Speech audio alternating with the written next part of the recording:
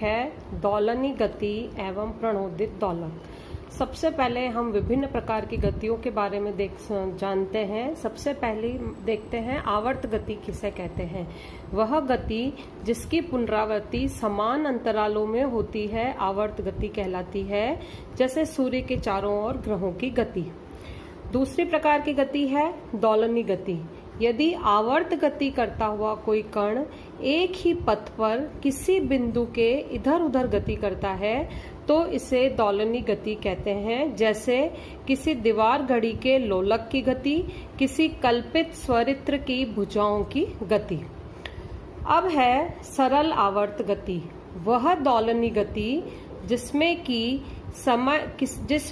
किसी भी समय कण पर कार्य करने वाला प्रत्यानयन बल उसके पथ के एक निश्चित बिंदु से विस्थापन के समानुपाती होता है एवं बल की दिशा उस बिंदु की ओर होती है, सरल आवर्त गति कहलाती है। मतलब है कि कण ऐसी दोलनी गति करे जिसमें कि कण पर लगने वाला प्रत्यानयन बल वह बल होता है जो कण को उसकी माध्य स्थिति की ओर लाने का प्रयास करता है। तो अगर उस पर लगने वाला प्रत्यानयन बल विस्थापन के समानुपाती होगा तो वह गति सरल आवर्त गति कहलाएगी। माना कि कोई m द्रव्यमान का कण अपनी माध्य स्थिति के इधर उधर सरल आवर्त गति करता है।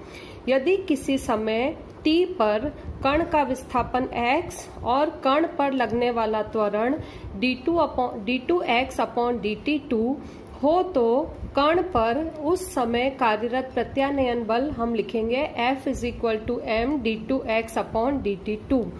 परंतु सरल आवर्ती दोलक के लिए हमारे पास एक्सप्रेशन होता है F = -kx, जहां पर कि k समानुपाती नियतांक है और नेगेटिव चिन्ह यह दर्शाता है कि कण पर बल या त्वरण x के विपरीत दिशा में कार्य करता है। दोनों f को अगर हम इक्वेट करते हैं तो हमारे पास आ जाएगा m d2x/dt2 = -kx, या साइड चेंज करके हम लिख सकते हैं d2x/dt2 = -k/m x। इसको साइड चेंज करें तो d2x/dt2 k/m x = 0। यदि हम मान लें कि k/m = ω02 के बराबर है, ऊपर वाली इक्वेशन में सब्स्टिट्यूट करने पर d2x/dt2 ω02 x = 0। यह समीकरण सरल आवर्ती दोलक का अवकल समीकरण कहलाता है और सरल आवर्ती दोलक का आवर्तकाल t होगा 2π/ω0 = 2π, और ω0 हमारे पास है √k/m के।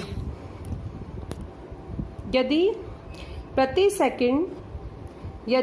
प्रति सेकंड कंपनों की संख्या अर्थात आवृत्ति n = 1/t = ω/2π = 1/2π √k/m, जहां पर कि ω = √k/m को कोणीय आवृत्ति कहते हैं।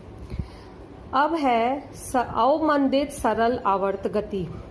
जब किसी तंत्र पर गति की अवस्था में केवल प्रत्यानयन बल F = -kx कार्य करता है तो उसकी गति सरल आवर्त गति होती है, और ऐसे तंत्र के कंपन स्थिर आयाम के होते हैं और उनकी ऊर्जा में कोई ह्रास नहीं होता है।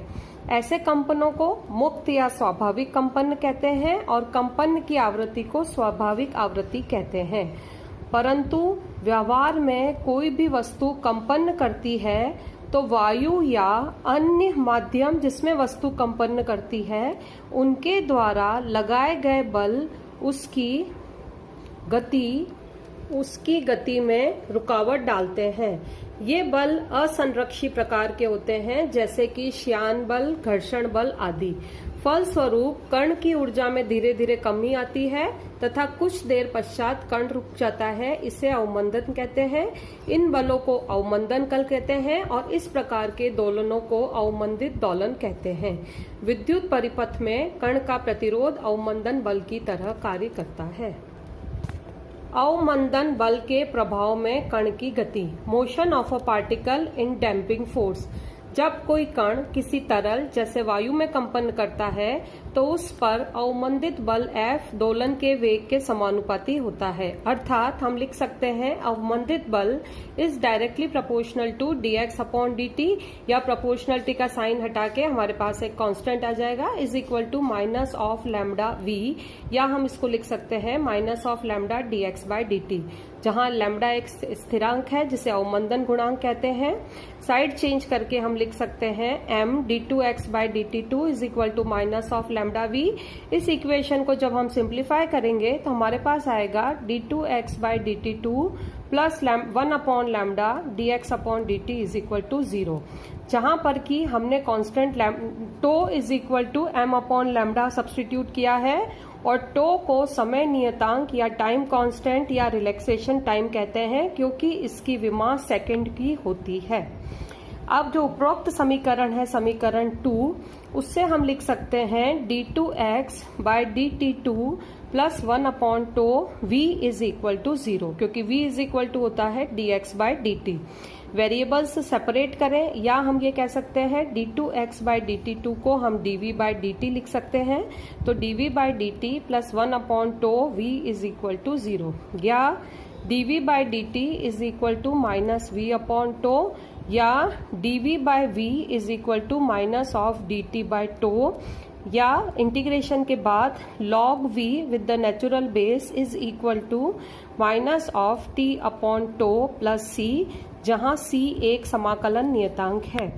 समाकलन नियतांक का मान निकालने के लिए हम प्रारंभिक कंडीशंस को देखते हैं।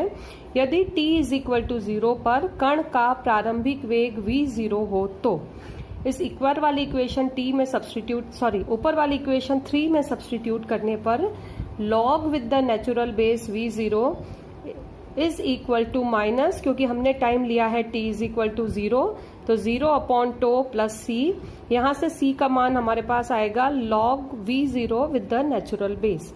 मान लीजिए ये है हमारे पास इक्वेशन नंबर 4।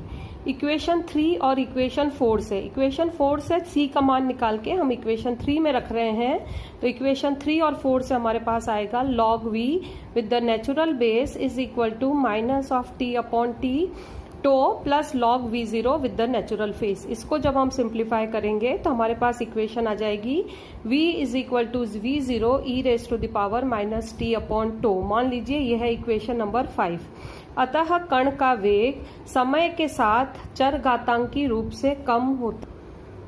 समीकरण 5 में t is equal to tau रखने पर हमारी इक्वेशन आ जाएगी v is equal to v0 e raise to the power minus tau upon tau, और सिंप्लीफाई किया v0 अपॉन e। मान लीजिए यह है इक्वेशन नंबर 6। तो हम ये कह सकते हैं कि अवमंदन बल की उपस्थिति में समय नियतांक या श्रांति काल वह समय होता है जिसमें कण का वेग अपने प्रारंभिक वेग का 1 अपॉन e गुना रह जाता है। अब है अवमंदन बल की उपस्थिति में कण की गतिज ऊर्जा। मान लीजिए कण की प्रारंभिक ऊर्जा होगी E0 is equal to 1 upon 2 m v0 square. t समय पश्चात कण का वेग v हो जाता है, तो कण की गतिज ऊर्जा E1 is equal to 1 upon 2 m v square plus 1 upon 2 m।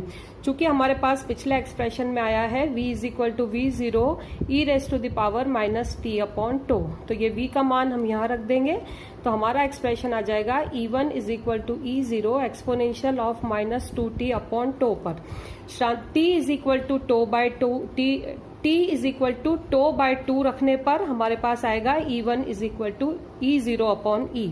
अतः कण की ऊर्जा का चरघातांकी रूप से कम होती है।